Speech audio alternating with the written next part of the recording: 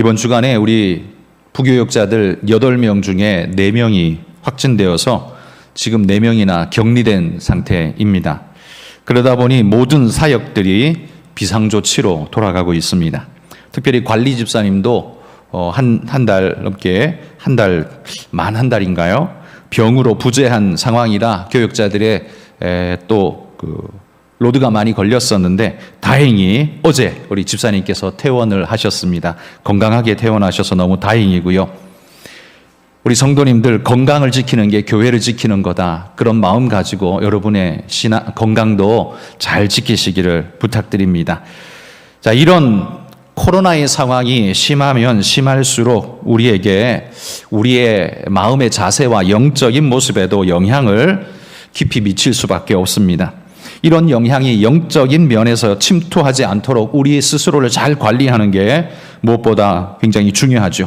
누가 봐도 그래 빠져도 이해가 돼, 예배 안 나와도 이해가 돼, 뭐 이런 충분히 사회로부터 이해받을 수 있는 상황이지 않습니까? 그러다 보니까 나도 모르게 예배하지 않아도 갈 수 있음에도 불구하고 안 가도 되어도 이게 다 묵인되어지고 용인되다 보니까 자연스럽게 우리 안에 영적인 경계심도 함께 쉽게 풀어질 수가 있습니다. 왜냐하면 누구나가 다 이해해 주기 때문이죠. 그러나 사탄이 그런 마음을 파고들어서 우리의 영성을 깨뜨리려 한다는 사실을 우리는 깨어서 우리는 주목하고 있어야 합니다. 그리고 영적인 면에서만큼은 우리가 이 상황을 우리에게 위기가 아니라 기회로 삼겠다는 그런 마음 자세로 하나님 앞에 굳건하게 일어날 수 있기를 소망합니다. 여러분, 이를 위해서 우리는 굳건한 마음가짐이 필요합니다. 낙심하거나 코로나 뒤에 숨게 되면 우리는 반드시 필패하게 되어 있습니다. 그러나 로마서 8장 38절, 39절 말씀처럼 내가 확신하노니 사망이나 생명이나 천사들이나 권세자들이나 현재일이나 장래일이나 능력이나 높음이나 깊음이나 다른 어떤 피조물이라도 우리를 우리 주 그리스도 예수 안에 있는 하나님의 사랑에서 끊을 수 없으리라 선언하면서 믿음으로 나아가신다면 반드시 여러분 승리하실 줄 믿습니다. 오늘은 그런 측면에서 성령은 누구신가라는 성령에 대한 기초적인 말씀을 좀 나눠보고자 합니다. 이게 설교인지 성경 공부인지 그 중간쯤에 위치한 모습으로 제가 오늘 설교를 하게 될 텐데요. 성령에 대해서 한번 배워보는 시간 갖도록 하겠습니다. 신앙함에 있어서 여러분 성령을 안다는 것, 성령을 이해한다는 것 굉장히 중요한 일입니다. 하나님이라고 하면 우리가 대표적으로 성부 하나님이 제일 먼저 떠오르죠. 그리고 성자 예수님도 떠오릅니다. 우리 성부 하나님은 온 세상을 창조하시고 우주 역사를 끌고 가시는 영원한 구원 계획으로 이 역사와 시대와 모든 것을 끌고 가시는 하나님으로 우리는 인정하기에 하나님 하면 대표적으로 우리는 성부 하나님을 떠올릴 수밖에 없습니다. 그리고 우리를 위해 십자가 지고 죽으신 성자 예수님도 우리가 그에 못지않게 우리 하나님이라고 믿습니다. 그런데 그에 비해서 성령 하나님은 뭘 하시지? 이런 마음으로 의문이 들 수도 있습니다. 비유가 어떨지 모르지만 정확한 비유는 아닙니다만 성부 하나님이 머리이시라면 우리 성자 예수님은 뼈대를 이루시고 성령 하나님은 살과 같은 역할을 한다라고 비유하면 너무 과할까요? 영원하신 하나님의 구원 계획을 십자가로 완성하신 그 주님의 사역을 현실 속에서 우리 성도들에게 유효하도록 구원의 역사를 이루어 가시고 우리를 깨우쳐 주시고 주님 말씀이 생각나게 하시고 그 상황 속에서 하나님을 기억해 하는 역할을 누가 하시느냐? 바로 성령 하나님이 하시는 일이라는 겁니다. 성령님이 안 계신다면 우리의 신앙은 굉장히 불안할 수밖에 없을 겁니다. 왜냐하면 하나님이 나를 돕고 붙잡고 이끄신다 이 확신이 없다면 늘 우리는 외줄타기 하듯이 내가 나를 붙잡고 있어야 하고 내가 견뎌내야 하고 조금만 실수해도 나는 구원에서 떨어지고 추락하게 되고 여러분 그렇다면 얼마나 불안하고 얼마나 두렵겠습니까? 그런데 우리 성령 하나님께서 우리를 붙잡고 계시고 인도해 주시기 때문에 때로는 우리가 넘어지고 쓰러져도 그 손으로 우리를 붙잡아 일으키시는 분이 우리 옆에 계시기 때문에 우리가 얼마나 마음 든든하게 신앙생활 할 수 있냐라는 말입니다. 그래서 성령 하나님의 존재는 우리에게 굉장히 중요하고 위대한 역사를 이루게 하신다라는 겁니다. 그러기에 성령 하나님을 아는 것은 우리에게 매우 중요한 신앙의 과제입니다. 성부, 성자에 비해서 성도들에게 우리 성령 하나님은 좀 홀대받는 것 같지만 그래서는 안 되는 분이 성령 하나님입니다. 오순절 교단에서 너무, 좀 표현이 그렇습니다만 너무 난리치는 것 같아 보이니까 우리 장로교단은 그런 성령에 대해서 약간 터부시하면서 마음의 저항감을 갖는 것, 이것도 아주 잘못된 일입니다. 장로교단이 성령님을 좀 무시하듯 간과해버리는 경향이 있죠. 예수교 장로회다 보니까 예수님만 이야기하고 성령님은 완전 뭐 건너뛰듯이 하는 거, 여러분 이건 절대로 옳은 일도 좋은 일도 아닙니다. 자, 그러면 오늘 성령님에 대해서 성경이 가르치고 우리에게 전해 주시는 말씀이 무엇인가 함께 한번 살펴봅시다. 먼저 성령님을 이해할 때 어떤 이들은 성령님을 하나님의 파워라고 생각하는 이들이 간혹 있습니다. 성령님을 어떤 인격적 존재가 아니라 하나님의 파워, 힘, 뭐 만화 같으면 손에서 막 빛이 쭈르륵 나가는 거, 뭐 이게 성령님 아니냐라고 생각하는 잘못된 생각을 가진 분들이 간혹 있을 수 있습니다. 여러분, 그러나 성령님은 그런 무인격의 어떤 존재, 어떤 능력, 에너지가 아닙니다. 사도행전 8장에 보시면요, 베드로가 사마리아 성에서 성령 받기를 기도할 때 기도받는 사람에게 성령이 임하는 걸 보고 어떤 증상이 나타났겠죠? 그 모습을 보고는 마술사 시몬이 예수님 믿기로 그렇게 결심하고 예수님 쫓았는데, 이런 일을 보면서 베드로에게 돈을 내밀면서 나도 기도할 때 저런 능력을 덧입도록 내게 이런 거 좀 달라 그러면서 돈을 내밀었던 일이 있죠. 내가 누군가에게 기도할 때 내가 안수하는 사람에게 그런 능력이 임하도록 내게 뭔가를 좀 달라 이렇게 요청을 합니다.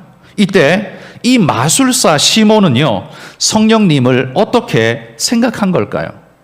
이 마술사 시몬이 생각한 성령님은 어떤 분일까요? 어떤 분이 아니라 어떤 것이겠죠. 그 마술사 시몬에게는 어떻게 해요?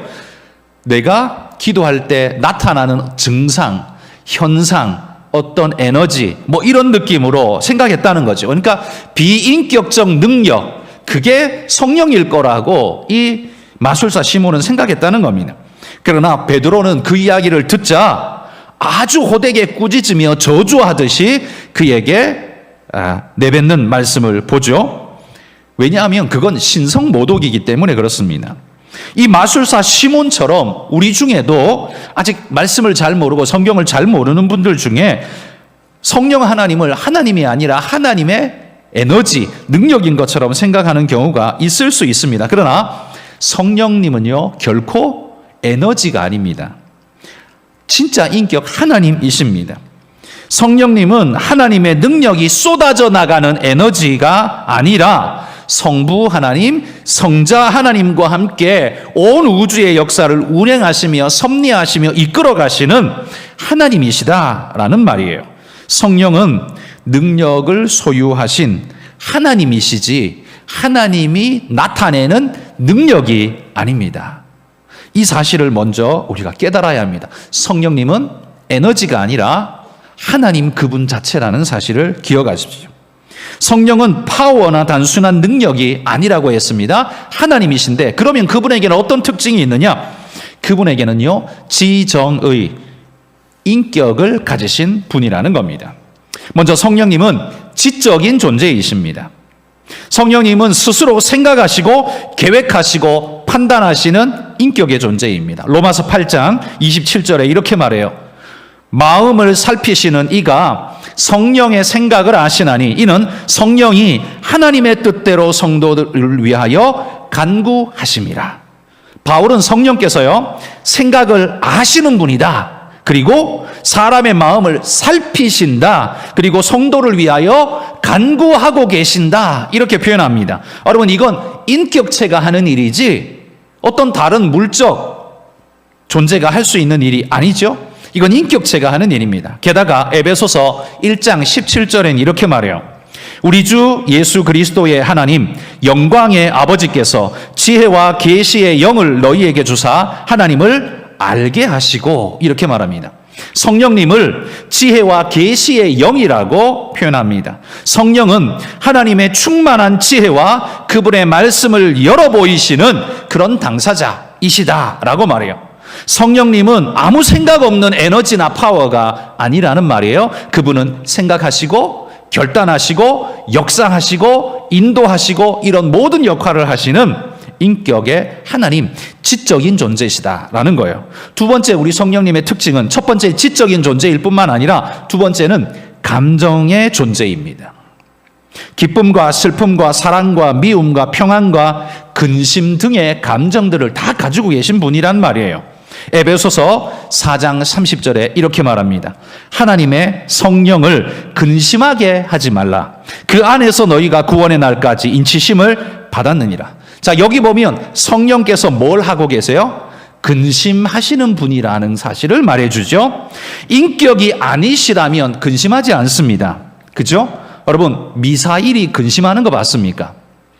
미사일을 빵 하고 쐈는데 지금 러시아하고 우크라이나하고 전쟁 중인데 민간인 폭격하고 막 난리를 치지 않습니까? 만약에 미사일이 인격체라면 날아가다가 이거 군부대 아닌데 병원인데 그러면 미사일이 알아서 피해서 딴 데로 간다면 그 존재는 인격적인 존재라고 말할지 모르지만 미사일은 그렇지 않죠. 미사일은 쏜 대로 갑니다. 그 대상이 병원이든 군부대든 군인이든 민간인이든 상관없이 미사일은 쏜 대로 갑니다. 왜요? 인격이 아니기 때문에 그렇습니다. 단지 그 미사일을 쏘는 사람이 인격체일 뿐입니다. 여기 쏴야 되냐 말아야 되냐를 결정하는 건 인격체가 할 일이지요. 그러니까 성령님은 근심을 왜 합니까? 인격의 존재이기 때문에 그렇습니다.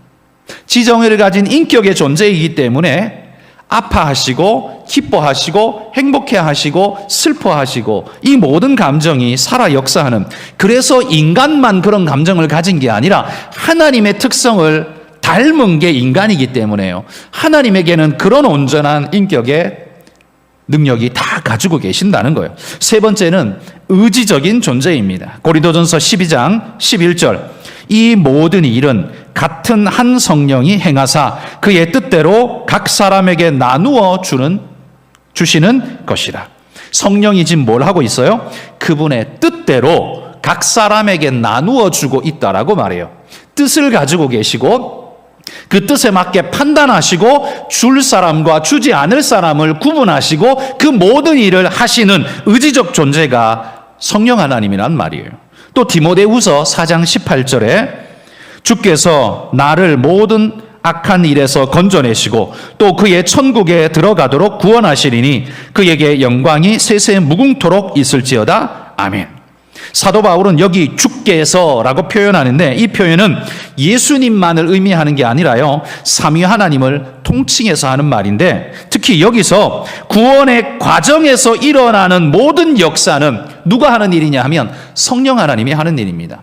성자 예수님이 하는 일은, 성부 하나님이 하는 일은 영원한 구원 계획을 디자인하시고 그걸 끌고 가시는 분이지만 십자가 지는 건 성부 하나님의 역할이 아닙니다. 성자 하나님의 역할입니다. 성자 하나님이 하실 수 있는 일이 십자가 지는 일, 대속의 일이었어요. 그 다음에 십자가 지신 그 사역이 오늘 우리에게 유효하도록 우리 마음속에 역사하시고 깨닫게 하시고 은혜를 주시는 역할은 누가 하시냐 하면 성자 예수님이 아니라 성령 하나님이 하시는 일이라는 말입니다.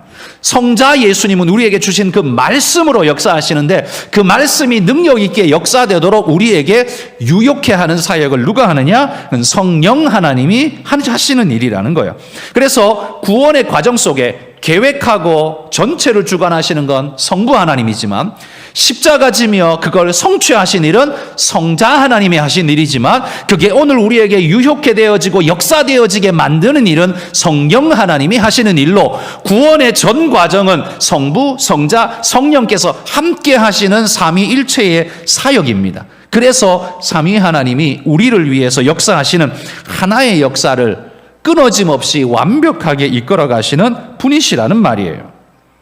여기 성령 하나님이 지금 뭘 한다고 하냐면 나를 모든 악한 일에서 건지시는 일을 하신다고 말해요. 악에 빠질 때 우리를 격려하고 위로하고 경고하셔서 빠지지 않도록 이끌어 가시는 일을 하시고요. 그 다음에 천국에 들어가도록 이끌어 가시는 역할도 성령 하나님이 하십니다. 그분은 분명한 뜻을 가지고 움직이시는 분이시라는 말이에요. 분이시라는 말이에요. 그러니 여러분, 성령님은 지적인 존재이고 감정적 존재이고 또 의지적 존재입니다. 지정의를 다 가지고서 우리 안에서 역사하고 계시는 진정하고도 완벽한 인격의 분이 우리 성령 하나님이란 말이에요. 유명한 R.A. 토레이라는 박사님이 계신데요. 신앙의 이 목사님이 이렇게 이야기를 했습니다. 우리가 성령을 인격자로 믿는다면 우리의 소원은 우리가 하나님을 이용하여 어떤 능력을 행하는 것이 아니라 우리가 성령께 붙잡힌 바 되어서 성령이 우리를 이용하시게 하는 것이다. 이해되시죠? 여러분, 성령님을 다시 한번 좀 띄워주실래요? 성령님을 인격자로 우리가 믿는다면 우리는 그분을 우리 마음대로 움직이려 해서는 안 되고 그분이 우리를 움직이시도록 우리를 내어드려야 한다라는 말이에요. 그분이 그냥 단순한 하나님의 에너지와 능력 정도라면 하나님 그 능력 잠깐만 빌려주십시오 하고 우리가 뭘 해도 돼요. 왜? 그건 무인격의 어떤 것이니까 능력이니까 빌려서 쓸 수 있을 거예요. 그런데 성령 하나님은 그게 아니라는 말이에요. 성령 하나님은 인격의 진정한 하나님이시기 때문에 그분을 우리가 붙잡고 마음대로 쓰는 게 아니라 그분께 우리가 붙잡힌 바 되어 쓰임 받아야 한다는 거. 왜? 그분은 하나님이시고 인격의 하나님이시기 때문에 그렇습니다. 따라서 여러분, 우리의 소원을 성취시키는 분 정도로 성령 하나님을 생각하시면 안 됩니다. 대학 갈 때 도움 좀 주십시오. 우리 아들, 딸이 시험 보는데 실수하지 않게 도와주십시오. 제때에 어떤 일이 일어나게 해주시고 나쁜 일은 일어나지 않도록 해주십시오. 여러분, 이건 우리가 기도해야 될 제목이 아닌 건 아닌데 이게 약간 애매모호하죠. 어찌 보면 하나님을 이용하고 해먹으려는 어떤 모습 같아 보입니다. 그러나 여러분, 진짜 믿음은 하나님께 그런 걸 막 하는 게 아니라 하나님, 내 자녀 주님의 자녀입니다. 하나님께 내맡깁니다. 하나님이 어떻게 쓰시든 하나님 저 영혼은 붙잡아 주시고 갈 길을 제대로 가게 해주시고 가이드해 주시고 붙잡아 주옵소서. 주님 손에 맡깁니다. 여러분, 이게 진짜 믿음의 기도죠. 그래야 어떻게 하시든 그게 하나님의 역사가 되죠. 그런데 우리는 어떻게 해요? 방향 우리가 다 정하고 목표 우리가 다 정하고 어떻게 해요? 하나님 요리 가게 해주시고 저거 할 수 있게 해주시고 요거는 막아주시고 요거는 어떻게 해주시고 다 우리가 정해놓고 뭘 하나님 앞에 종 부리듯이 하나님을 부리고 있어요. 그럼 그게 믿음 좋은 겁니까? 그건 하나님을 몰라서 그런 거죠. 그 믿음이 좋은 게 아니에요. 하나님을 내 마음대로 부려먹겠다는 소리하고 똑같아요. 아닙니다. 방금 우리가 읽은 이 토레이 박사님의 말처럼 우리가 성령님을 인격자로 믿는다면 내가 원하는 대로 하나님을 이용해 먹으려고 쓰려고 하는 게 아니라 하나님 그분께 나를 맡기고 나를 이용해달라고 나를 써달라고 자기를 맡겨드리는 게 그게 올바른 신앙인의 바른 모습이다라는 말이에요. 여러분, 성령님에 대해서 지금 제가 두 가지 이야기했습니다. 첫 번째는 하나님이시다라는 것, 파워나 에너지가 아니라 하나님이시다라는 걸 처음에 말했고요. 두 번째는 하나님이신데 어떤 하나님이냐? 지정의를 가지고 계신 하나님이시다라는 걸 이야기했어요. 세 번째는 그러면 이 성령 하나님은 어떤 하나님이냐? 삼위의 하나님이시다라는 사실입니다. 성령님은 지정의 인격을 가진 분이시며 에너지나 파워 정도가 아닌 인격의 주님이라고 말했습니다. 그런데 성령님은 인격이시기만 한 게 아니라 삼위의 하나님이시라는 사실이 매우 중요합니다. 성령님은 능력만 가지고 계신 게 아니라 신성을 분명히 가지고 계시다는 거예요. 그분은 피조물은 결단코 가질 수 없는, 오직 하나님만이 가질 수 있는 독특한 특성을 가지고 있는 분입니다. 그러시기에 하나님이신 거예요. 어떤 특성이 있을까요? 몇 가지가 있는데, 첫 번째, 그분은 전능하신 분이십니다. 전능은 오직 하나님에게만 있습니다. 여러분, 마귀가 전능합니까? 마귀가 전능합니까? 마귀는 절대로 전능하지 않습니다. 사탄은 전능한 게 아니라 우리 눈에 전능한 것처럼 보이려고 폼을 잡는 것일 뿐이지 절대로 마귀는 전능하지 않습니다. 전능하신 분은 오직 하나님밖에 없습니다. 성령은 전능하신 능력으로 성부 하나님과 함께 세상을 함께 창조하신 분입니다. 창세기 1장 2절에 이렇게 말합니다. 땅이 혼돈하고 공허하며 흑암이 깊음 위에 있고 하나님의 영은 수면 위에 운행하시니라. 여러분, 이 하나님의 영이 뭘 말하는 겁니까? 이게 성령 하나님을 이야기하는 겁니다. 창조 때 이미 하나님과 함께 역사하고 있는 모습을 우리가 볼 수 있죠. 그러니까 하나님, 성령 하나님은 창조 이전부터 이미 존재하고 계시며 이 모든 창조에 역사하고 계신 하나님으로 동참자가 되시는 하나님이시다. 창조에 전능한 하나님이다 라는 사실을 먼저 말합니다. 두 번째, 전능하실 뿐만 아니라 두 번째 특징은 전지하십니다. 고린도전서 2장 10절에 오직 하나님이 성령으로 이것을 우리에게 보이셨으니 성령은 모든 것 곧 하나님의 깊은 것까지도 통달하시느니라, 이 말입니다. 여러분, 성부 하나님이 아시는 걸 성령 하나님이 모르실까요?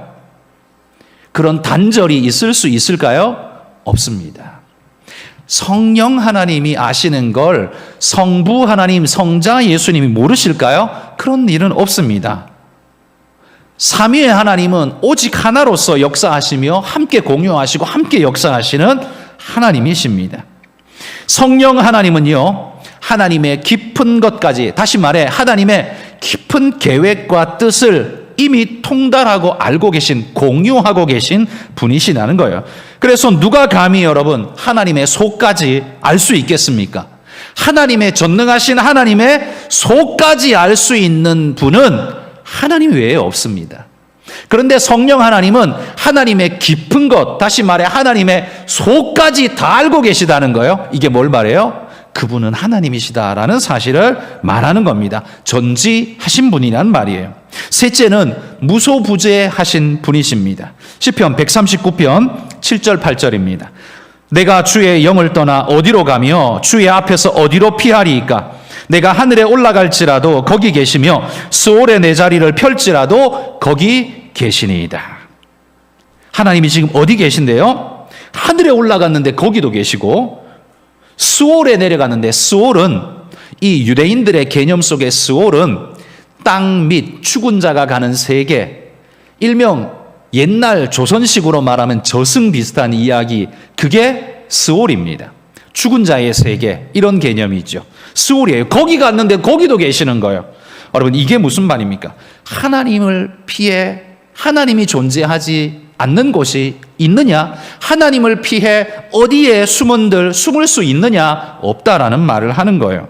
성령은 하늘에도 계시고 땅끝에도 계시고 어디에든지 계신 분입니다. 이건 오직 하나님만이 가지고 계신 특성이죠. 무소부재는 오직 하나님만이 가지고 계신 특성이에요. 그런데 그걸 성령님이 가지고 계시대요. 그러면 성령님은 누구예요? 하나님이시라는 소리예요. 네 번째는요, 성령 하나님은 영원하신 분입니다. 시편 90편 2절.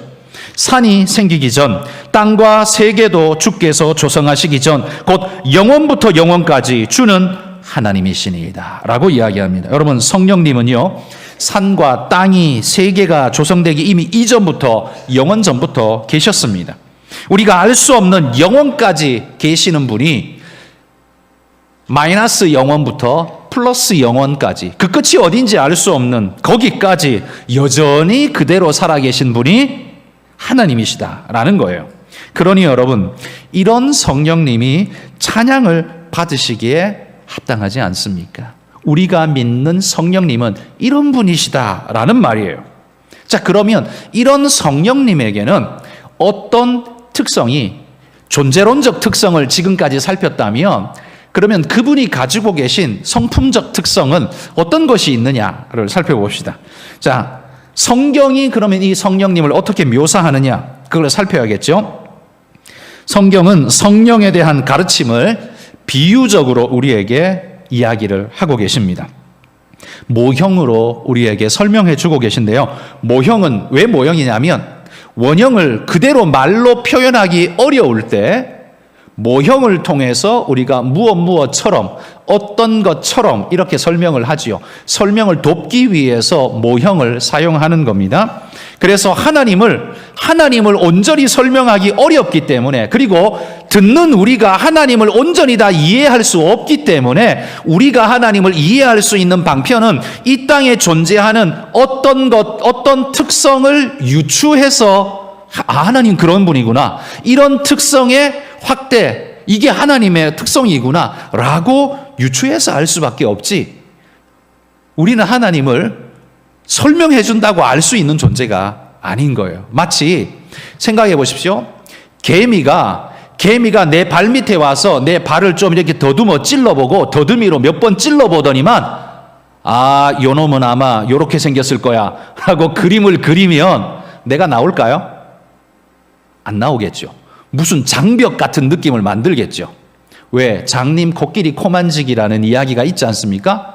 만져보면 이건 기둥이야, 전봇대야, 코끼리를 가리켜 전봇대라고 생각할 수도 있는 것이고, 그것만 만지면요 그럴 수 있는 것이고, 상아만 만지는 사람은 이건 무슨 무기야 이렇게 말할 수도 있는 것 아닙니까? 그러니까 우리는 하나님을 온전히 알 수 없습니다. 한마디로 하나님을 설명할 방법은 인간에게 없습니다. 그래서 하나님을 설명할 때 어떻게 설명하냐면 무엇처럼이라고 설명할 수밖에 없습니다. 그건 인간의 이성의, 지성의 한계와 언어 표현의 한계 때문에 어쩔 수 없는 사실입니다. 자, 그러면 성령 하나님의 특성은 어떤 하나님인가? 성경이 그래서 비유적으로 모형으로 우리에게 말해주는 겁니다. 먼저 성령을 이야기할 때 비둘기에 비유되어져서 이야기하는 면들이 있습니다. 마태복음 3장 16절에 보시면 예수께서 세례를 받으시고 곧 물에서 올라오실새 하늘이 열리고 하나님의 성령이 비둘기같이 내려 자기 위에 임하심을 보시더니, 이렇게 말합니다. 여기 나타나는 성령님의 모양을 비둘기에 빗대어서 이야기하고 있습니다. 내려앉는 모습이 그렇게 보였다라는 특성도 있지만 비둘기의 특성이 뭡니까? 온유함의 특성을 가지고 조용히 은근하게 내려앉으시는 그 모습을 비둘기에, 내려앉는 게 어디 비둘기밖에 없습니까? 아니 그냥 독수리라고 말할 수도 있을 것이고 돌멩이가 하늘에서 떨어진 것처럼 말할 수도 있을 건데, 굳이 비둘기라고 표현한 건 비둘기적인 특성을 가지고 있는 것으로 이해하면서 말하고 있는 거죠. 또한 비둘기로 표현되는 것도 있지만요, 요한복음에는 바람으로 묘사되어집니다. 요한복음 3장 8절, 바람이 임의로 불매 네가 그 소리는 들어도 어디서 와서 어디로 가는지 알지 못하나니 성령으로 난 사람도 다 그러하니라.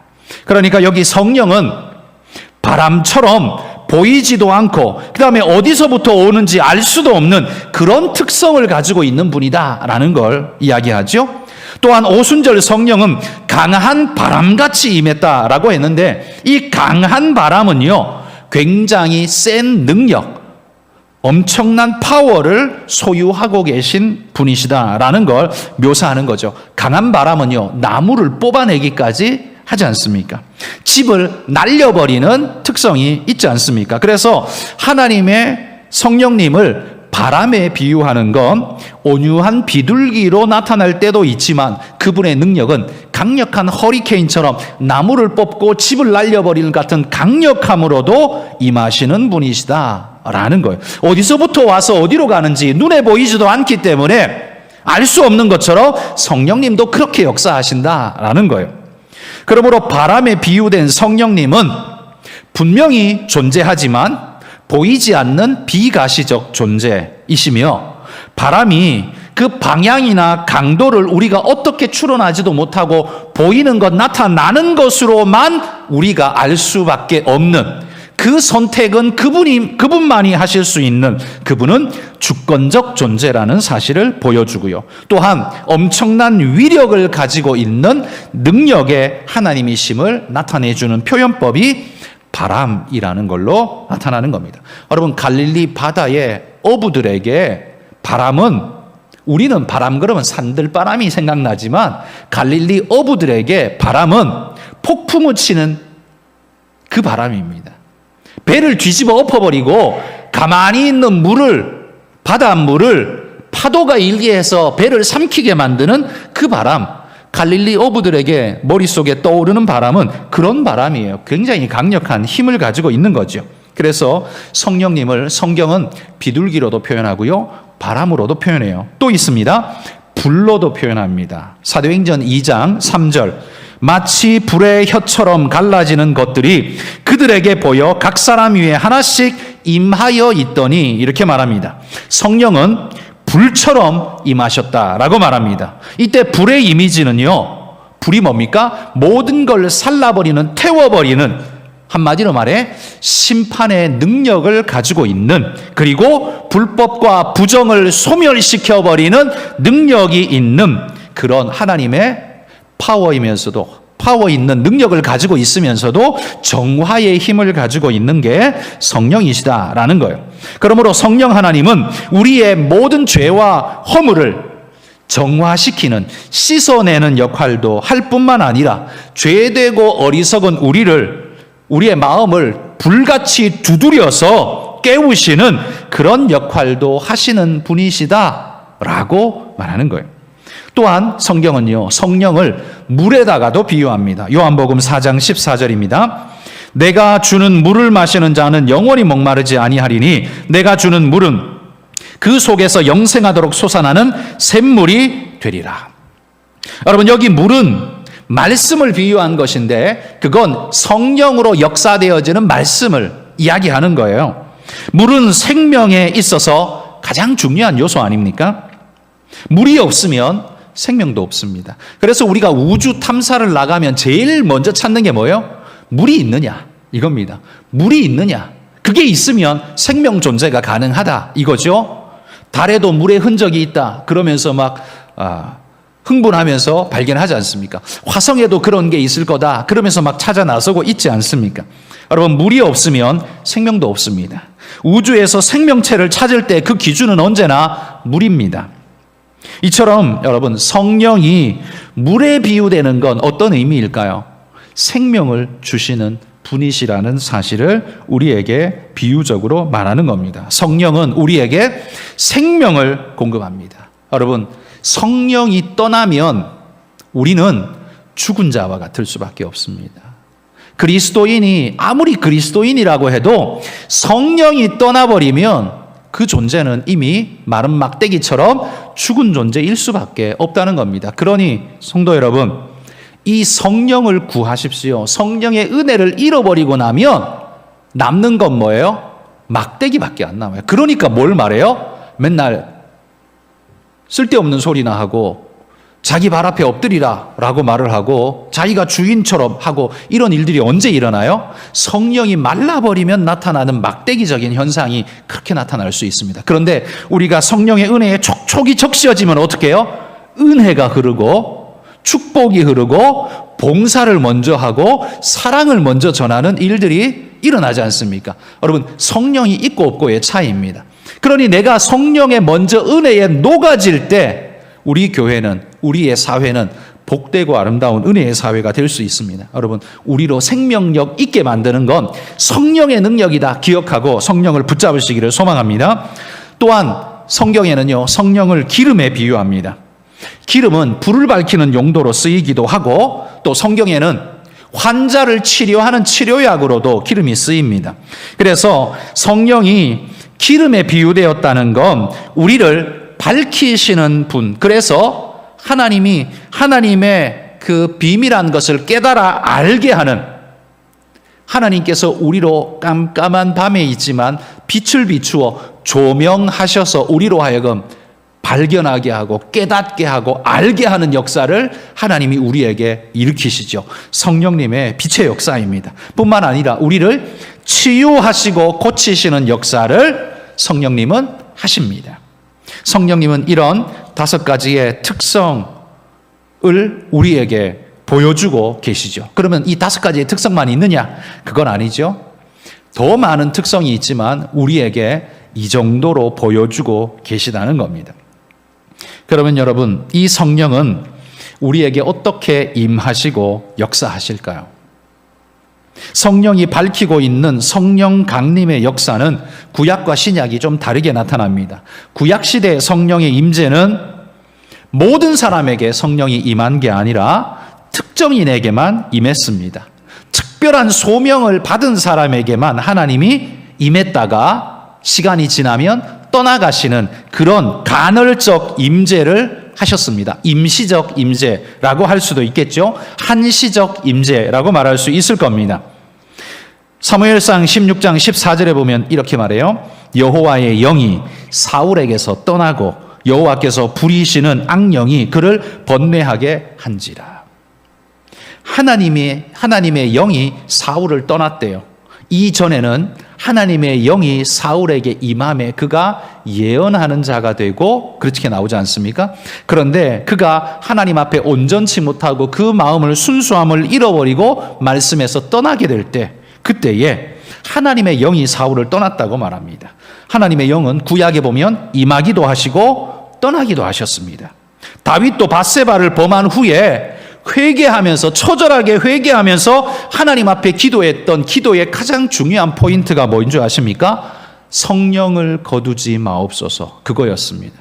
하나님, 내게서 성령을 거두지 마옵소서라고 그렇게 간절하게 다윗은 기도했다는 거예요. 구약시대 성령의 임재의 특징은 간헐적이고 임시적이었다는 거예요. 그런데 신약에 와서는 어떻습니까? 신약에 와서는 오순절 성령 강림 사건 이후에, 그 이후에 성령의 특징은 우리 안에 늘 함께 하시는 주님으로, 성령님으로 우리 안에 역사하십니다. 예수님은요, 성령님에 대해 이렇게 가르쳐 주셨습니다. 요한복음 16장 7절입니다. 그러나 내가 너희에게 실상을 말하노니 내가 떠나가는 것이 너희에게 유익이라. 내가 떠나가지 아니하면 보혜사가 너희에게 오시지 아니할 것이요 가면 내가 그를 너희에게로 보내리니. 그러니까 예수님이 이렇게 말해요. 내가 너희를 이제 떠나갈 텐데 그렇지만 걱정하지 마라. 그게 너희에게 훨씬 더 유익하다. 왜냐하면 내가 가면 성령님을 너희에게 보낼 것이다. 그래서 성령님은 너희와 영원히 함께하며 너희 안에 역사하실 것이다. 그러니 너희에게 훨씬 더 유익되다라고 말씀하시는 거예요. 그러니까 성령님은 어떤 분이에요? 예수님과 바톤 터치를 한 분이에요.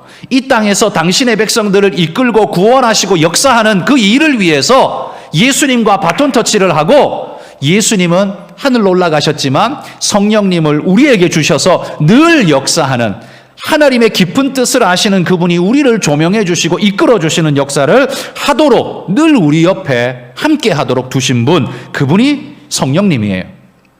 요한복음 14장 26절에 이렇게 또 말합니다. 보혜사 곧 아버지께서 내 이름으로 보내실 성령, 그가 너희에게 모든 것을 가르치시고 내가 너희에게 말한 모든 것을 생각나게 하시리라. 여기 보혜사라는 말은 옆에 서서 도우시는 분, 이런 뜻입니다. 옆에 서서 도우시는 분, 이걸 법정적으로 가지고 가면 변호사 같은 느낌이죠. 그 사람을 돕기에, 변호하기 위해서 옆에 서서 도와주느니, 조력하느니 변호사라고 하죠. 법정에서는 그렇게 말하죠. 그러나 우리 하나님의 특성은 늘 우리와 함께하면서 돕는 그래서 성경은 보혜사라고 부르고 계십니다. 오신 성령님께서 우리를 가르치시고 주님 말씀을 생각나게 하시고 하나님의 역사가 내게 유효하도록 오늘도 역사하는 겁니다. 그런데 그 역사를 우리가 막을 수도 있습니다. 능력이 출중해서 막는 게 아니라 죄에 찌든 마음이나 완악한 마음이 들면 어떻게 해요? 하나님이 우리에게 마음을 주시는데, 이렇게 하라고 마음속에서 명령하시는데 우리의 완악한 마음이 어떻게 해요? 뚜껑을 덮어버리듯이 확 눌러버릴 때가 있죠.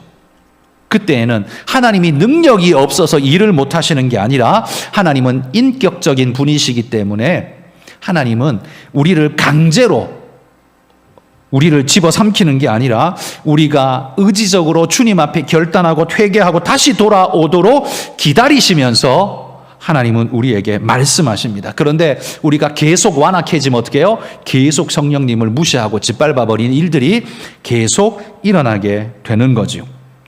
우리는 이 부분에 있어서 아주 주의해야 합니다. 아주 주의해야 합니다. 우리는 늘 필요할 때만 성령님을 구하고 나 도와달라고 말하는데 평상시엔 어떻게 해요? 성령님이 오늘도 늘 역사하고 계신데 나는 뭐 하고 있어요? 늘 짓밟고 있는 일. 만약에 이러고 있다면 여러분 이건 하나님 앞에 참 회개해야 할 죄가 되는 겁니다. 하나님이 내게 역사하시고 하나님이 내게 마음 주시고 지금 네가 해야 될 일이야. 그 봉사는 네가 해야 될 일이야. 내가 네 마음에 마음을 주지 않니? 내가 네 마음에 불을 주지 않니? 그런데 네가 왜 참마음으로 찬물을 끼얹듯 그걸 꺼버리니? 네가 지금 해야 될 일이야 라고 말할 때 여러분 순종하시고 하시기 바랍니다. 그게 좀 힘들어 보여도 하시기 바랍니다. 성령께서 내게 마음 주시면 아멘 하면서 하시는 게 그게 우리에게 복이 될 줄 믿습니다. 또 마태복음 28장 20절에는 이렇게 말합니다. 성경 굉장히 많이 읽었습니다. 그래서 같이 안 읽고 저 혼자 읽는 겁니다. 시간이 너무 많이 걸려서. 마지막 구절입니다. 이건 같이 읽어봅시다. 내가 너희에게 분부한 모든 것을 가르쳐 지키게 하라. 볼지어다 내가 세상 끝날까지 너희와 항상 함께 있으리라 하시니라. 여기서 여러분 주님은 세상 끝날까지 너희와 항상 함께 하시리라 약속하셨습니다. 그러면 어떻게 세상 끝날까지 우리와 함께 하십니까? 성령 하나님으로 우리와 함께 하시는 겁니다. 성경에 보면 성령님을 뭐라고 부르냐면 이 하나님의 영, 그리스도의 영 이렇게 부릅니다. 그래서 성령 하나님은 그리스도의 영으로서 우리 가운데 오셔서 우리와 함께 영원히 하시고 그것이 바로 오늘 주님이 말씀한 세상 끝날까지 너희와 함께 하겠다는 약속을 우리 주님이 성령 하나님을 통해서 오늘도 지키고 역사하고 계시다는 거죠. 그러므로 여러분 구약 시대처럼 성령님은 왔다 갔다 하시는 게 아닙니다. 연약한 우리 안에 늘 임재해 계십니다. 그런데 우리는 그게 느껴질 때가 있고 안 느껴질 때가 있죠. 느껴질 때는 감격하지만 내 마음이 힘들어지고 어려워지면 우리는 하나님이 우리와 함께 하지 않는 것처럼 그렇게 생각됩니다. 왜 예전에 이런 이런 이야기를 여러분 들어보셨을 겁니다. 하나님을 믿는 사람이 하나님과 함께 손붙잡고 해변길을 걸어 발자국이 2개가 딱 2사람 2인분이 찍혀있는 모습을 보며 하나님 나와 함께 하시는군요. 감사합니다. 라고 그렇게 생각했다가 너무 힘들고 어려움을 당할 때 뒤돌아보니까 발자국이 한 사람 1인분밖에 안 찍혀있는 모습을 보고 원망했다잖아요. 하나님 내가 좋을 때는 같이 하시더니만 내가 이렇게 힘들 때는 왜 날 버리고 도망가셨습니까? 왜 나 혼자 두십니까? 라고 할 때 하나님이 뭐라고 말했다고요? 그건 네 발자국이 아니고 내 발자국이다. 네가 너무 힘들어해서 내가 너 지금 업고 가고 있는 중이다. 그렇게 말씀하셨다는 이야기가 있지 않습니까? 여러분 그것처럼 우리는 하나님을 인지할 때도 있고 인지하지 못할 때도 있습니다. 그러나 성령님은 늘 우리와 함께하면서 늘 동행하신다는 사실을 믿음으로 고백하십시오. 내게 느껴진다고 해서 하나님이 계시고 안 느껴진다고 해서 하나님이 안 계신 게 아닙니다. 느껴지거나 안 느껴지거나 하나님은 영원히 우리와 함께 하신다는 걸 믿고 오늘 힘들어도 눈물이 흘러도 어려워도 주님께 맡기고 가시는 그런 여러분들이 되시기를 소망합니다. 성부 하나님과 함께 창조의 사역을 함께 하신 그분, 성자 예수님의 십자가 대속을 오늘 우리에게 유효케 하시면서 은혜를 부어주시는 바로 그분, 여러분 그분이 바로 성령 하나님입니다. 그리스도인은 그냥 교회 다니는 자가 아니라 성령님을 모신 자임을 잊지 마시고 내가 어떻게 행동해야 되는가를 늘 기억하시기를 바라고 내가 행동하는 그 행동 바로 그 옆에서 나를 보고 계신 분이 성령님이라는 사실을 기억하고 여러분 우리의 말과 우리의 행동과 우리의 모든 것을 주님 앞에서 하실 수 있는 그런 믿음의 일꾼이 되시기를 주의 이름으로 축복합니다.